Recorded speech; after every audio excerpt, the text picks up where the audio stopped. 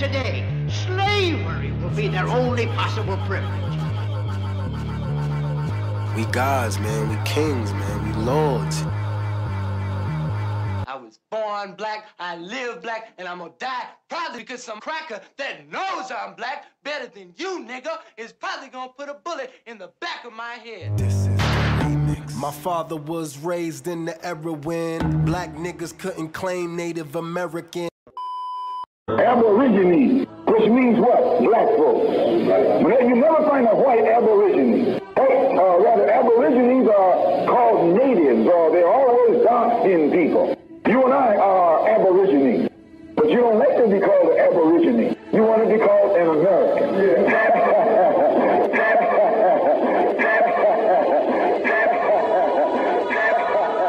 Aborigine actually means from the beginning. Two Latin words, ab meaning from, origine meaning the beginning. Great shock around the age of 5 or 6 or 7 to discover the flag to which you have pledged allegiance, along with everybody else, has not pledged allegiance to you. It comes as a great shock to discover that Gary Cooper killing off the Indians when you were rooting for Gary Cooper, that the Indians were you, that the Indians were you.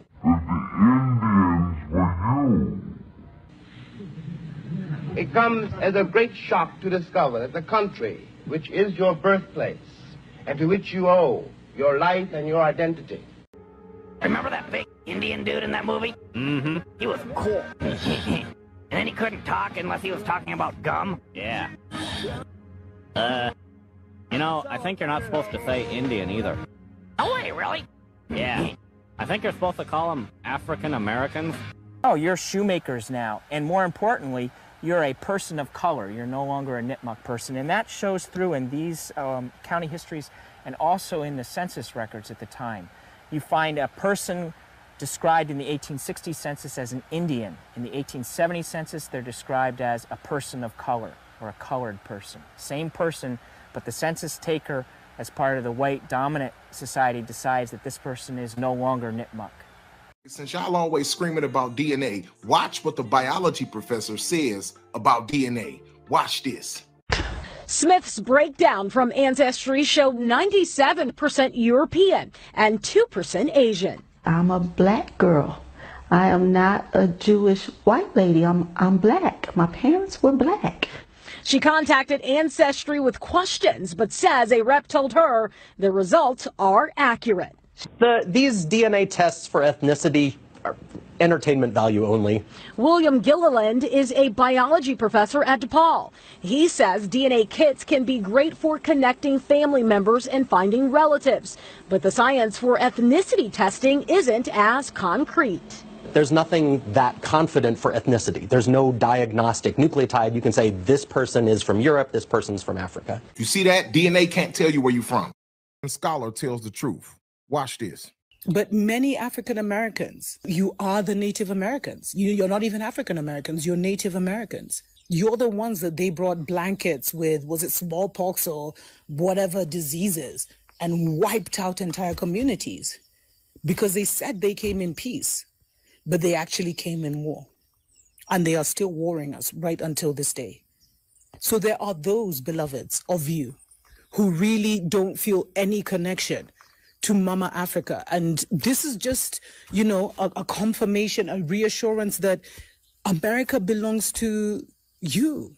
So Africans know this history, but nobody else does? Come on, make it make sense.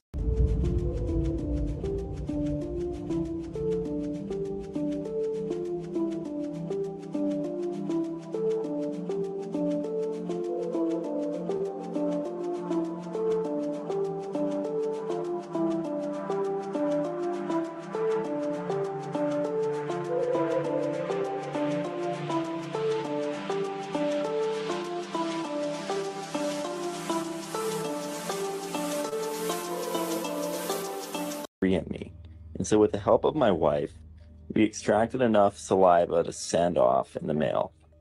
We were so excited to see the results.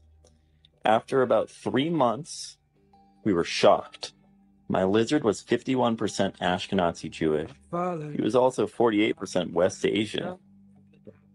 This was really interesting. They also gave us a little bit of his background and his history, what he liked to eat, etc. Let us know which animal's DNA we should send in next. You don't have to try to be something you're not. Trying to be something I'm not? Trying to be proud of my African heritage? That's being something I'm not, then fine. My grandmother was a full-blooded Iroquois. I know all of that, Mama. They know this. I am alive because of the blood of a people who never scraped or begged or apologized for what they were. They asked only one thing of this world, to be allowed to be. It broke my heart when you changed your name. I gave you my grandmother's name, a woman who bore 9 children and educated them all, who held off 6 white men with a shotgun when they tried to drag one of her sons off to jail for not knowing his place. And you had to reach into an African dictionary to find a name that would make you proud. My father was raised in the era when black niggas couldn't claim Native American. Making music would've thought I had help, but the Indians I know wanna be the chief they self. All right. Let me get some fists and feathers in the chat if you can hear me loud, crisp, and clear, and we'll go ahead and get this party started. This is going to be a very interesting broadcast, to say the least, because you know what? They call us melanated American Indians. A lot of people call us Wabos. A lot of people call us pretendians. A lot of people say, oh no, all black Americans are from Africa. You can't be native. And, you know, as soon as I show my tribal citizenship card, they start splaining at that point. But guys, it's interesting how so many people have a vested interest in forcing a false African identity upon us, and they have so much pushback whenever we identify with our Aboriginal heritage. But not only do Native Black Americans exist, but goddamn it, today we're going to take a look at a Native Black American war chief. Hey guys, next time somebody tries to tell you that black natives don't exist, why don't you share with them a link to this video, and we're going to hear from a Black Indian war chief. Let's talk about it, y'all. Let's talk about it. Hit the like button on the way in, share the video, throw 5 on the Cash App or the PayPal if you support the mission. And a matter of fact, guys, I am now opening myself up once again to one-on-one genealogy consultations. Normally, they're $75. If you book a consultation between now and Sunday, the price is only $50. And what you're going to learn in this consultation is the step-by-step process that I went through to not just trace my family's genealogy, but also apply for citizenship with a Native American tribe in which I was granted citizenship with the Muscogee Creek Nation. So, guys, if there was ever somebody who was a I'm not going to say an expert, but I'll say a specialist in genealogy research and the application process for Native American citizenship, it would be your boy Mike. So if you've ever wondered about your Native American heritage, I'd advise you to go ahead and book a consultation.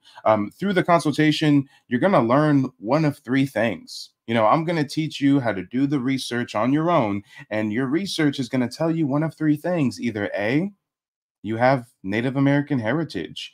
B, you don't have Native American heritage. Or C, you have Native American heritage, but you descend from a tribe that was not federally recognized. But either way, guys, it does not start with a DNA mouth swab. It starts with a paper trail. It starts with tracing your family's genealogy.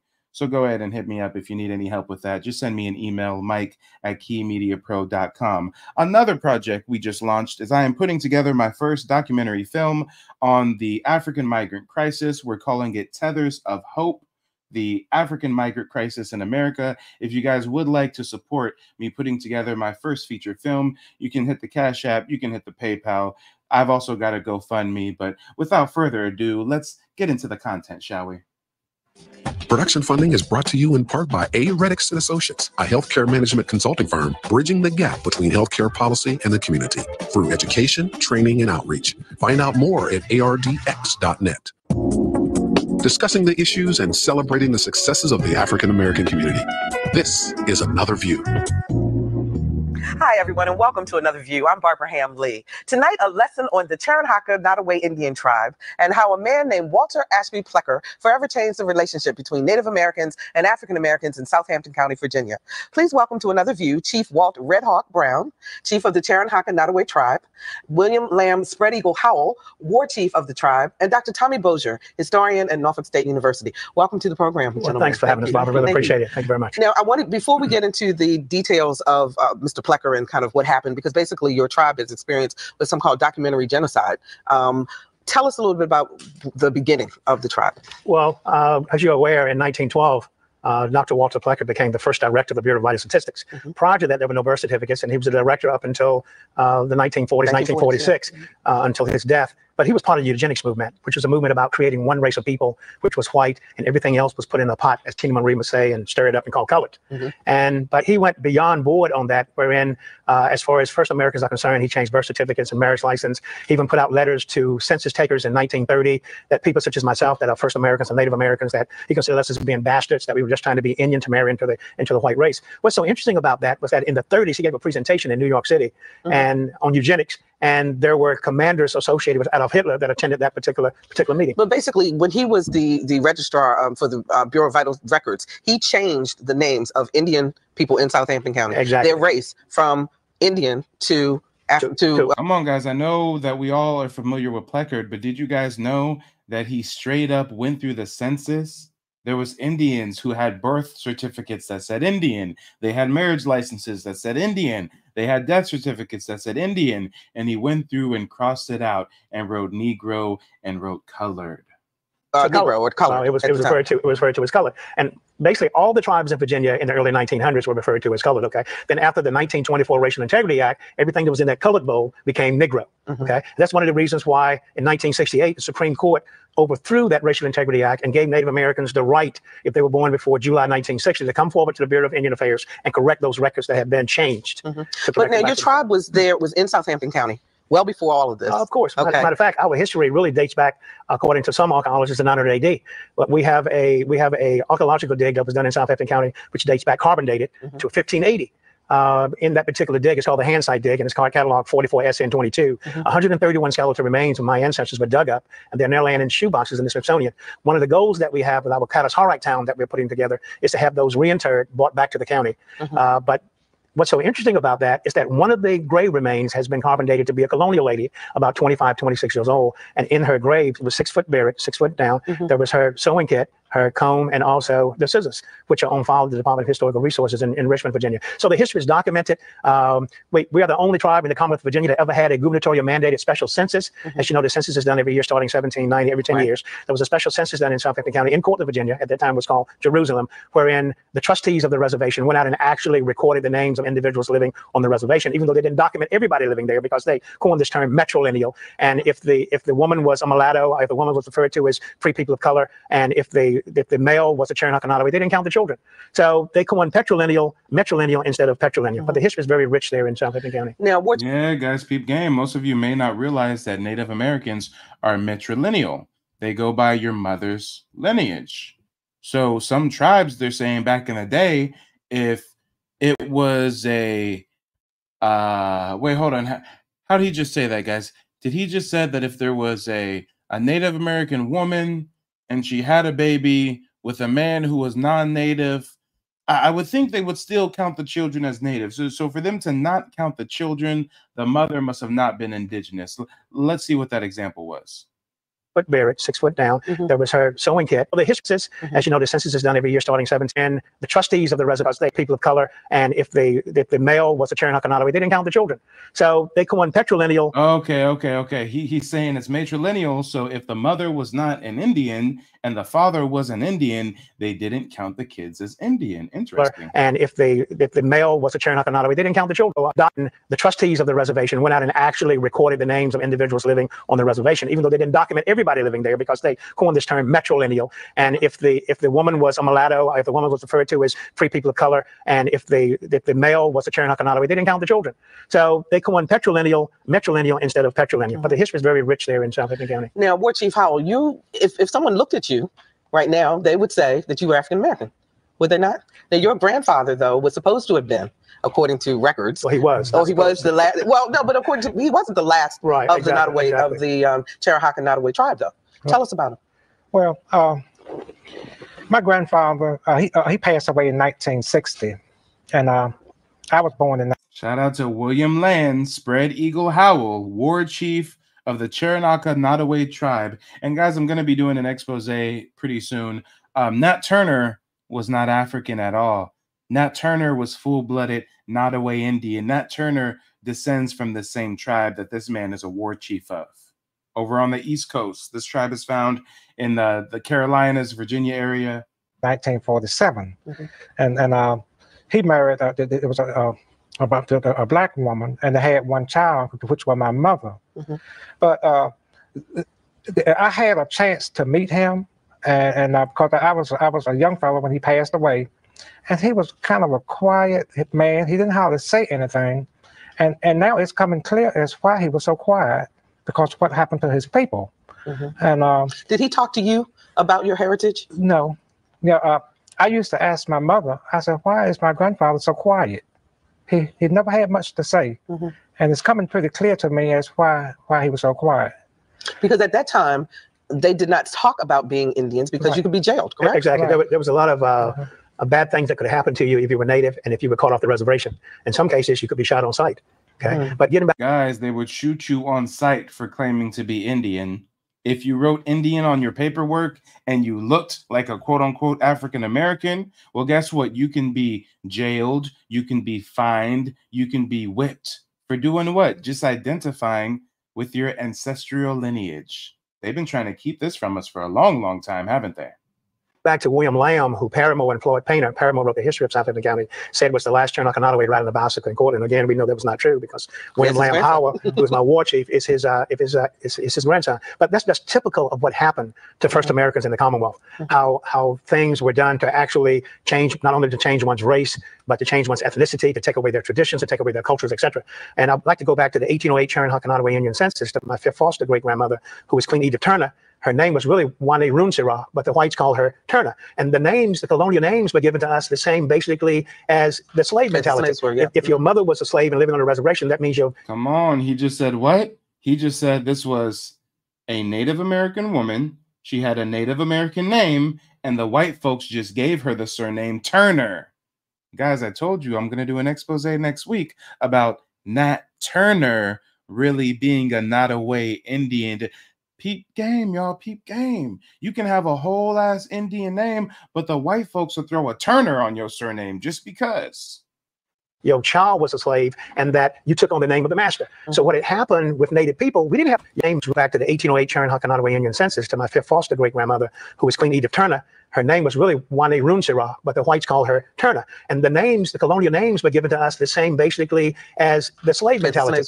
If your mother was a slave and living on a reservation, that means your child was a slave and that you took on the name of the master. So what had happened with Native people, we didn't have colonial names. We had Native names. My fourth great-grandmother's name was Carol Hoot. That was her native name. But when they did the census, they pinned her as being Mary Polly Whitson, who married Pearson's Turner. And became Mary Turner and went over to Artistown in 1825, along with the Bosmans, the Browns, the Artists, the Boones, and the Whitsons, and just stayed there until the early 1990s. So if you look at the records, then you would think that there would be no Indians in Southampton County of Cherahaka Nottoway Indians, but we know that there are. So when did the shift change for people to start researching and accepting their native heritage? Well, I give you an example of my family. My grandfather had 18 kids, okay?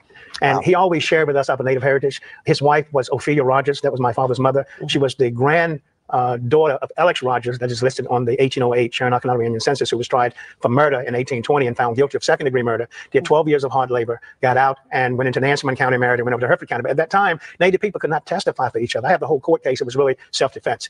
Now, Native people, my people, were classified as mulatto. Okay. Now that was a term that not necessarily mean half white, half black, or half Indian, half white, or half Indian, half black. It was a term that the colonials created back in the early 1700s, and in reality, in many cases, it means purebred Native American. Oh wow! All this time we've been living a lie, thinking that the classification mulatto means you're mixed with different admixture. It means you're half black or half white or mixed with Native and white and blase, blase. But no, full-blooded Native Americans, they were referring to them as mulattoes. And that term mulatto, I mean, the first one was 1824, the first Racial Integrity Act, 1824, and then 1924 was the last one in Virginia that was brought about during the Pleckerism. So when you're doing genealogical searches, unless you can talk to your ancestors, your parents, your grandmothers, great-grandmothers, and I tell people when I do presentations, talk to your people and ask from whence came I, so I can know how far I still have to go, okay? Because, go ahead. Let me ask Dr. Bossier. Talk to me about the relationship then as Indians started to assimilate into other cultures because they weren't recognized on their own. What was happening back then? Yes, and especially when I was growing up, there was standoffish between the Indian Native American community and the African American community because of what had happened to them with past relationships, and the Plecker and Dr. Plecker's very active role in the 1920s. So there was, and of course, that has always been the case in the history of any organization. The majority group tend to divide those minorities and keep them separated. But is the relationship any better? Has it changed? Sure, the relationship is better. A lot of us as First Americans were amalgamated into schools for free people of color. Okay, I remember my first time going to school. I walked 2.5 miles a day round trip to a school called Diamond Grove School, founded in 1919 under the Rosewall. Okay, it was another school that my parents and them went to out of Artisttown. Then it became the Rosewall School in 1919. It ended in 1957. Okay, so I had to walk to this school, and I walked back and forth. So there was an amalgamation not only between free people of color and Native people, there was an amalgamation also between colonials. I mean, that happened. Matter of fact, that was one of the things that William Byrd, who was involved in the dividing line between Virginia and North Carolina, and Alexander Spotswood was trying to amalgamate Native people with other races to get rid of the Indians. Now, when you look at the Byrd papers, and you would read his diary on April the 7th, 1728, he actually visited our reservation in Jerusalem, Cortland, Virginia. And what's so interesting about that, he described how our people look. He said the young men came out and their faces were painted and they made all kinds of grotesque figures and they danced for him to the sound of a gore drum stretched tight with an animal skin. Then he said the young women came out and they were tall and shapely and dressed in their finery. Their hair was braided and they had white and blue conch shells in their hair that hung like locks and around their neck. And then they had wrapped around their body a match coat, which was red and blue, which is a shawl that fitted loosely about their body, that their mahogany skin shone through. Then he went on to say that these dark angels would make exceptional wives for the English planters, and their dark skin would bleach out in 2 generations, unquote. That's a quote that he made. So that was wow. Wait a minute. Y'all know me as the king of receipts. I need to pull those receipts. Hold on. Who was that who made that quote? That's a hell of a quote. Which was red and blue, which is a shawl, hair that, and they described he acted. Now, the Spotswood involved in the dividing line between Virginia and North Carolina, and Alexander Spotswood was trying to amalgamate Native people with other races to get rid of the Indians. Now, when you look at the Byrd papers, and you would read his diary on April the 7th, 1728, he actually visited our reservation in Jerusalem, Cortland, Virginia. And what's so interesting about that, he described how our people look. He said the young men came out and their faces were painted and they made all kinds of grotesque figures and they danced for him to the sound of a gore drum stretched tight with an animal skin. Then he said the young women came out and they were tall and shapely and dressed in their finery. Their hair was braided and they had white and blue conch shells in their hair that hung like locks and around their neck. And then they had wrapped around their body a match coat, which was red and blue, which is a shawl that fitted loosely about their body, that their mahogany skin shone through. Then he went on to say that these dark angels would make exceptional wives for the English planters, and their dark skin would bleach out in 2 generations, unquote. That's a quote that he made. So that was the whole goal, was to try to bleach out, as they say. Yeah, but it kind of tells you that first Americans were a rich brown people. They were mahogany in color. How many Cherahaka Nottoway Indians are there today? We have 282 in our tribe. 282. That can do a paper trail from a genealogical aspect back to an ethnohistoric Cherahaka Nottoway Indian surname. That's the only. If you read the Constitution and bylaws on our website, the only way you can join the tribe, you can't say, "Well, I'm Cherahaka Nottoway, I got the blood, I'm going to join the tribe." You have to show us a paper trail. You have to be able to trace it. Yeah. Now, and Dr. Bossier, I want to turn to you on this part because. That's right. It's all about the paper trail. You got to trace it. You don't do no goddamn DNA test. Come on, y'all. That's why I'm giving y'all the game with the genealogy consultations. It's all about a paper trail. Don't no tribe say, oh yeah, do a DNA test and show me it says that you're more than 50% Native and then you're a part of the tribe. No. Paperwork. Because Nottoway Indians are there today? We have 282 in our tribe. 282. That can do a paper trail from a genealogical aspect back to an ethnohistoric Cherokee Nottoway Indian surname. That's the only. If you read the Constitution and bylaws on our website, the only way you can join the tribe. You can't say, "Well, I'm Cherokee Nottoway, I got the blood, I'm going to join the tribe." You have to show us a paper trail. You have to be able to trace it. Now, and Dr. Berger, I want to turn to you on this part, because if the records say, you know, the birth certificate says Negro, the marriage certificates, et cetera, how do you work past that? To prove the government is very sympathetic today in light of what happened to the Native Americans in the 1920s in Virginia in particular. So the federal government and even at least the state government is very, very sympathetic about that. But I think there's still a pushback as far as the federal government is concerned in extending recognition to them. And even as I've done research in the various county censuses over the years, I had a very frustrating time in coming across some people who identified as free black in one instance and even white in other instances. Very seldom are they designated as Native Americans. But you see that and you're trying to figure out what's going on. And I know some families who are present-day families, I won't mention family, but because those families are descendants I know, it probably was a Native American aspect to that confusion to the family in the early 19th century. Yes, What you have state recognition? Yes, we have state recognition, and you're going for federal. Okay, working on federal recognition. And if you get federal recognition, what does that mean for the tribe? Well, that provides some additional resources as far as grant dollars and funding for education, et cetera, and also for starting businesses.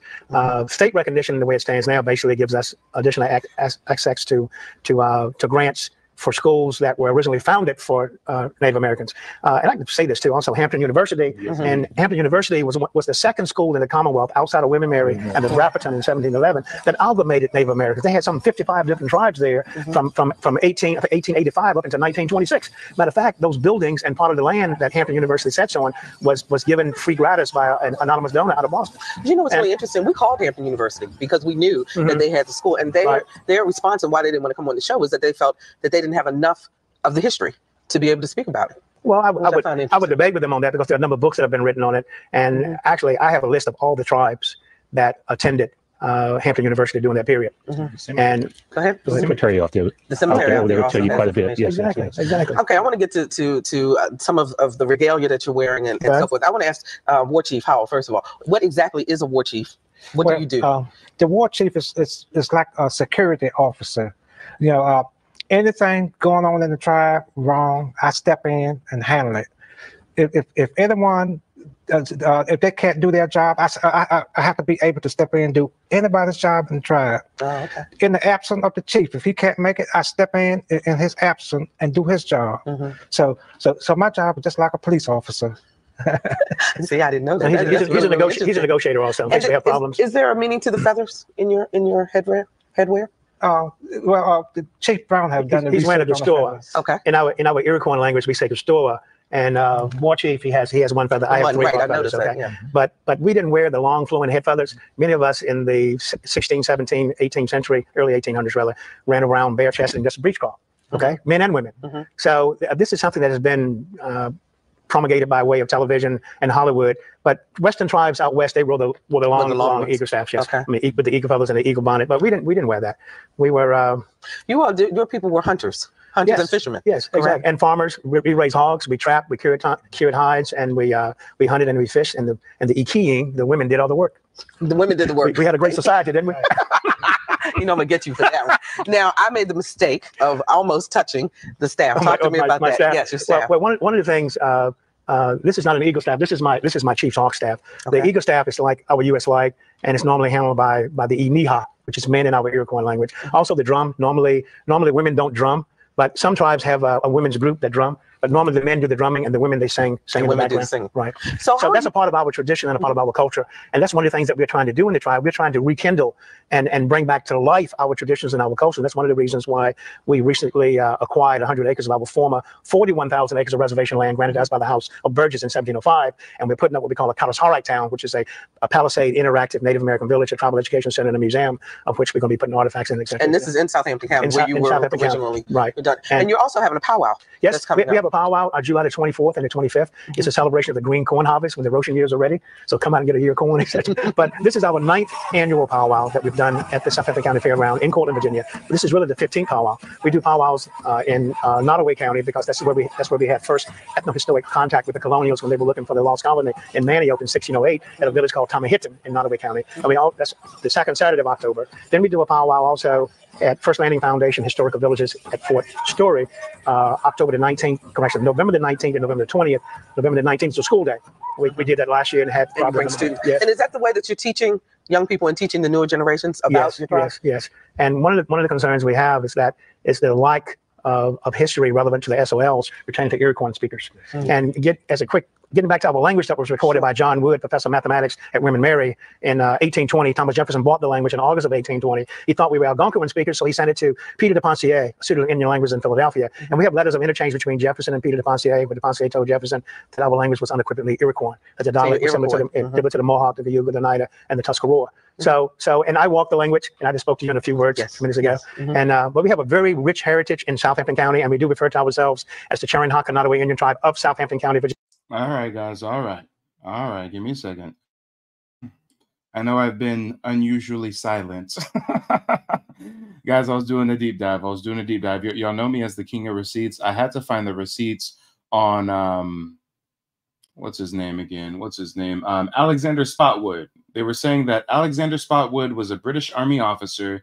He went to the Nottoway tribe, and he gave his account. He wrote a diary, a journal, whatever you want to call it. And he gave his account of what he saw. And the Indian brother that we was listening to earlier, the lighter-skinned one, if you will, he was saying that this man referred to the Nottoway female Indians as dark angels and said that, you know, the white settlers should sleep with them and breed out their bloodline and all that weird shit. But let's see if we can find exactly what he was referring to. Let's see. Here we go. Let me blow this up a little bit. Hopefully you guys can see this clearly on your end. All right, let's do a little reading, guys. We got to do just a little bit of reading. Y'all do know reading is fundamental, right? Butterfly in the sky, I can go twice as high. Take a look, it's in a book, a reading rainbow. I can go anywhere, friends to know and ways to grow, a reading rainbow. I can be anything. Take a look, it's in a book, a reading rainbow. A reading rainbow. A reading rainbow. A reading rainbow. A reading rainbow. All right, we're going to start right here with it. It says, the Indians have no standing furniture in their cabins, but hurdles to repose their persons upon, which they cover with mats and deerskins. We were conducted to the best apartments in the fort, which just before had been made ready for our reception, and adorned with new mats that were very sweet and clean. The young men had painted themselves in a hideous manner, not so much for ornament as terror. In that frightful epoch, they entertained us with sundry war dances, wherein they endeavored to look as formidable as possible. The instrument they danced to was an Indian drum, that is, a large gourd with a skin brace tight over the mouth of it. The dancers all sang to the music, keeping exact time with their feet, while their heads and arms were screwed into 1,000 menacing postures. Upon this occasion, the ladies had arrayed themselves in all of their finery. They were wrapped in their red and blue match coats, thrown so negligently about them, that their mahogany skins appeared in several parts, like the Lacedaemonian damsels of old. Their hair was braided with white and blue peak, and hung gracefully in a large roll up upon their shoulders. This peak consists of small cylinders cut out of a conch shell, drilled through and strung like beads. It serves them both for money and jewels, the blue being of much greater value than the white, for the same reason that Ethiopian mistresses in France are dearer than French, because they are more scarce. The women wear necklaces and bracelets on these precious materials when they have a mind to appear lovely. Though their complexions be a little sad-colored, yet their shapes are very straight and well-proportioned. Their faces are seldom handsome, yet they have an air of innocence and bashfulness that with a little less dirt would not fail to make them desirable. Such charms might have had their full effect on men who had been long so deprived of female conversation, but that the whole winter soil was so crusted on the skins of those dark angels that it required a very strong appetite to approach them. The bear's oil with which they anoint their persons all over makes their skin soft, and at the same time protects them from every species of vermin that used to be troublesome to other uncleanly people. We were unlucky so many that they could not well make us the compliment of bedfellows according to the Indian rules of hospitality. Basically, in modern English, he's saying he mad that they wouldn't fuck us due to their rules. He mad that it was against their rules to not fuck no Europeans, okay? He said he wanted a piece of the Indian sisters, okay? Let's talk about it. We were unlucky so that many that they could not well make us the compliment of bedfellows according to the Indian rules of hospitality, though a grave matron whispered one of the commissioners very civilly in the ear that if her daughter had been but 1 year older, she would have been at his devotion. It is by no means a loss of reputation among the Indians for damsels that are single to have intrigues with the men. On the contrary, they accounted an argument of superior merit to be liked by a great number of gallants. However, like the ladies that game, they are a little mercenary in their armors and seldom bestow their favors out of stark love and kindness. But after these women have once appropriated their charms by marriage, they are from thenceforth faithful to their vows, and will hardly ever be tempted by an agreeable gallant, or be provoked by a brutal or even by a careless husband to go astray. The little work that is done among the Indians is done by the poor woman, while the men are quite idle, or at most employed only in the gentlemanly diversions of hunting and fishing. So again, it's not that the women did all the work. I mean, the women did the work that was not deemed appropriate for the men to do, and the men did the work that was deemed not appropriate for women to do, right? In this, as well as in their wars, they use nothing but firearms, which they purchase of the English for skins. Bows and arrows are grown into disuse, except only amongst their boys. Nor is it ill policy, but on the contrary, very prudent, thus to furnish the Indians with firearms, because it makes them depend entirely upon the English, not only for their trade, but even for their subsistence. Oh, Lord, I got to do a stream just on these journals, y'all. I got to do an expose just on the journals of Alexander Spotswood. Come on, y'all. This is crazy. Let's learn something new, y'all. Let's do a little bit of reading. But let's get back to the content. Let's see what else these Indian brothers got for us. Virginia, because that's where all the court documents are, to include the Jeremiah Cobb court case that took place in 1849, and Judge Rich Baker dropped the gavel in 1851 and awarded us $818.82. A lot of money. A lot of money back at that time. Yeah, exactly. So we always said that if the Commonwealth of Virginia, by way of the Chancery Superior Courts of Southampton County, awarded us $818.82 in 1851 as a tribe, and there's never been any law, policy, act to negate that, then who's going to tell us that we're not recognized? That you're not recognized. Yeah, so that's what we took to the General Assembly. So today, what is the relationship like between African Americans and Native Americans in Southampton County? And we got less than a minute. Yeah, if you come to my powwow, you'll see that it's great. Okay. Because it's about a 50-50 split there, okay? And there's an amalgamation, as I said earlier, not only between... Did you hear him? He said, if you come to my powwow, it'll be great. It'll be a 50-50 split. He's saying half of them going to be black Indians, the other half going to be pale Indians. Come on, y'all. The Nottoway tribe.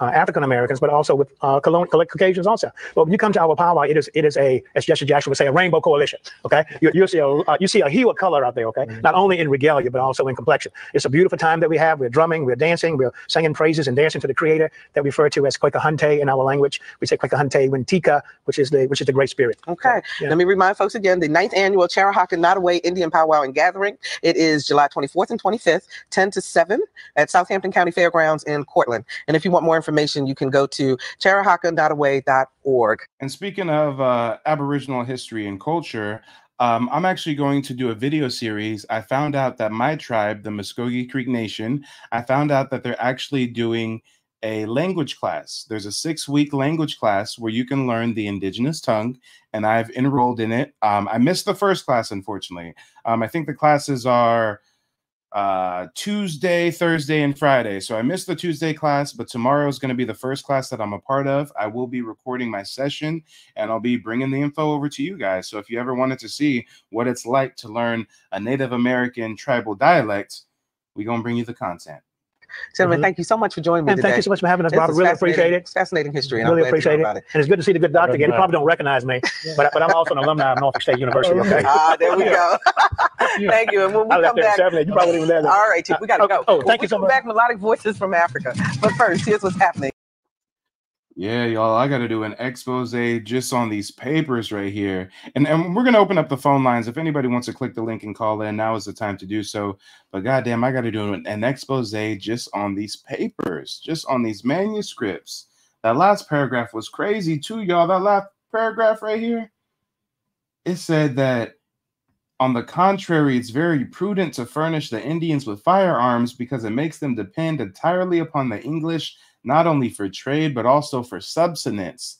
Besides, they were really able to do more mischief while they made use of arrows, of which they would let silently fly several in a minute with wonderful dexterity. Come on, y'all, peep game.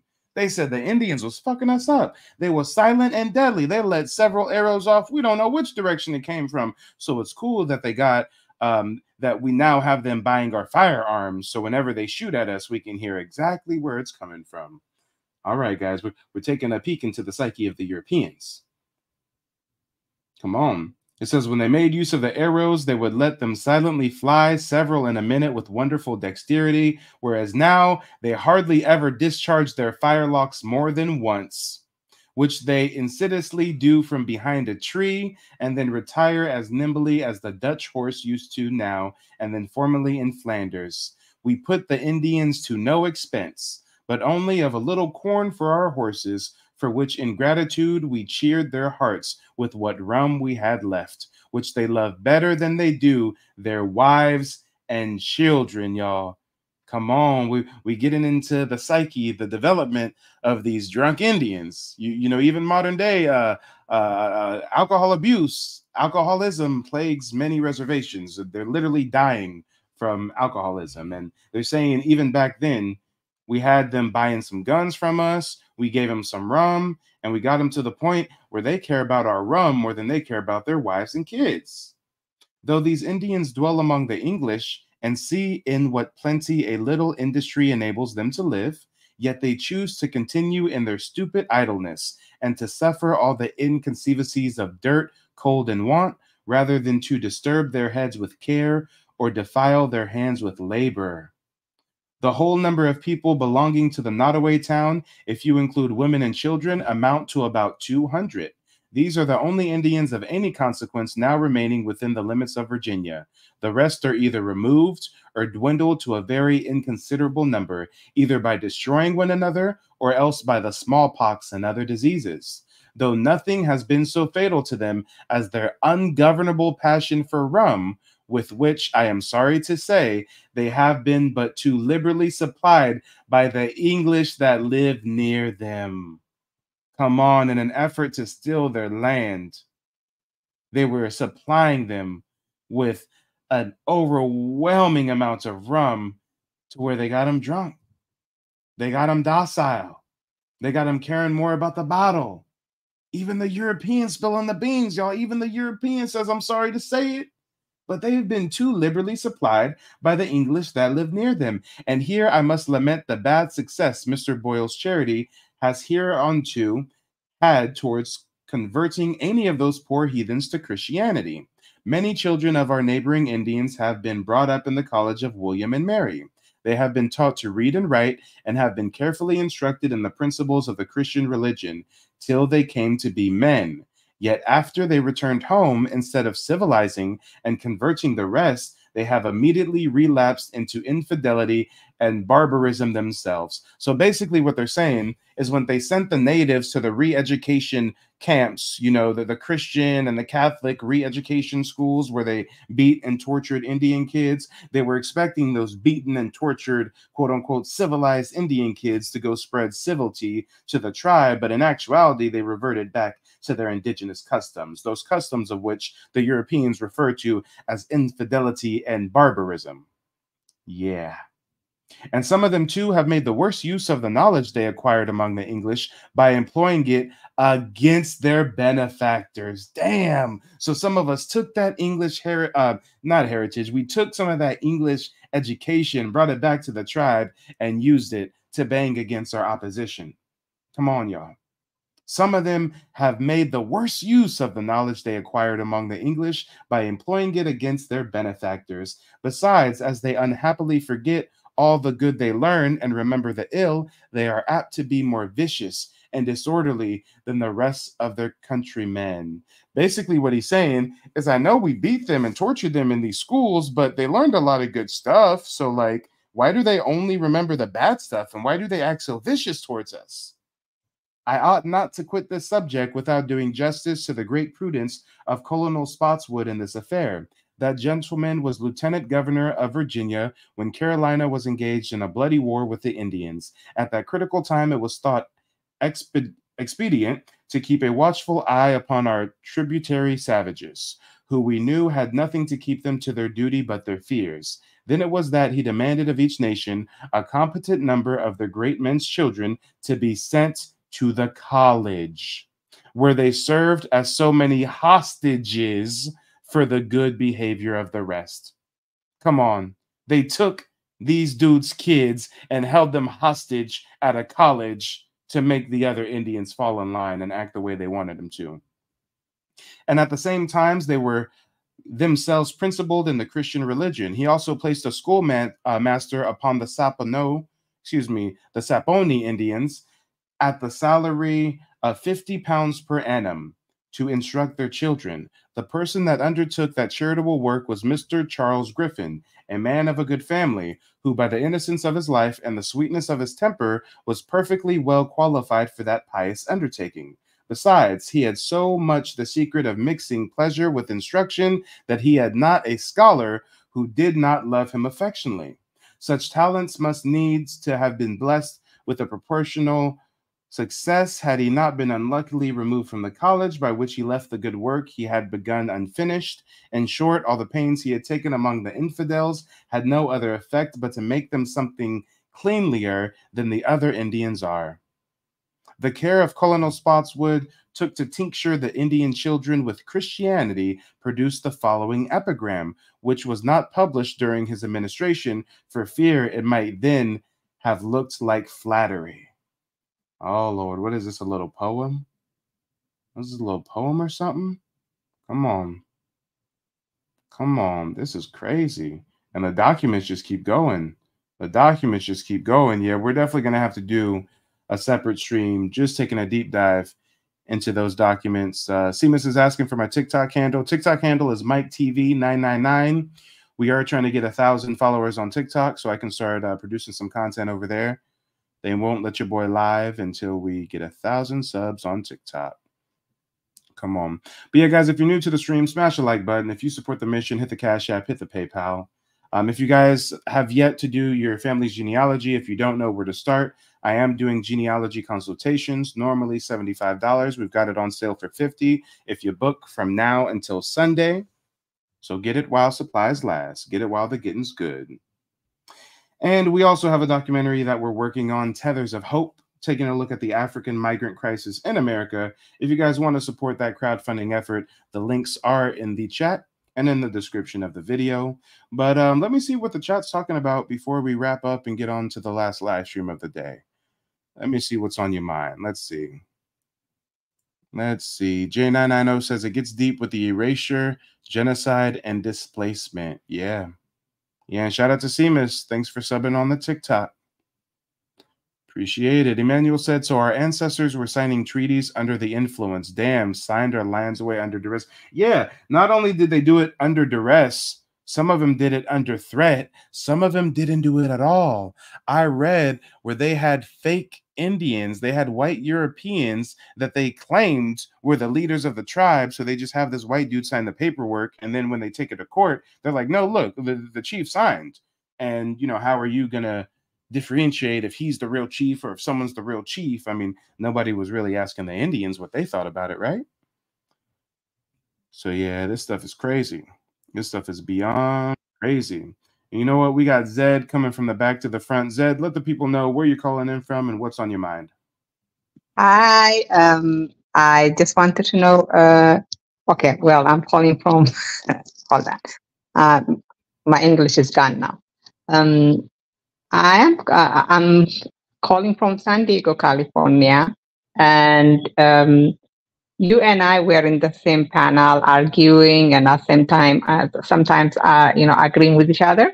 And I was actually wanted to come on the earlier live where, you know, that Black British, I know she's probably, you know, from Africa, probably her parents may be from Africa, but when that Black British woman was talking as if, you know, the same way white people talk about Black people, Black American, it kind of made me sad and angry at the same time, because a lot of people think, you know, Black American culture is, you know, for everybody to come and steal, and then they come steal Black American culture, and then they will turn around and say that, no, Black Americans do not have culture. And I have said that in the panel you and I were together in, right?